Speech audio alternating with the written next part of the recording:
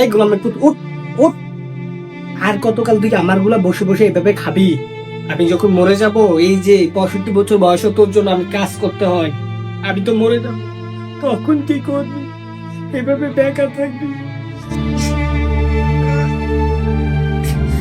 কি হয়েছে বাবা, চিল্লে যাচ্ছ কেন?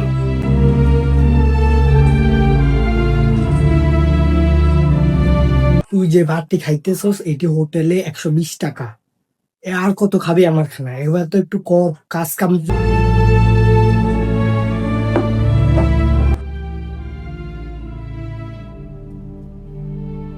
হ্যাঁ বন্ধু, তোর কাছে একটা চাকরি হবে রে? কোথাও কোন চাকরি আছে দেখ একটু।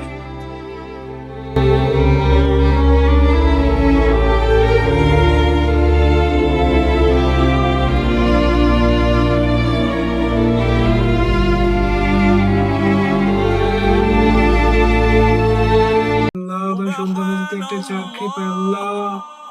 অনেক কষ্ট করতেছে ছেলেটা।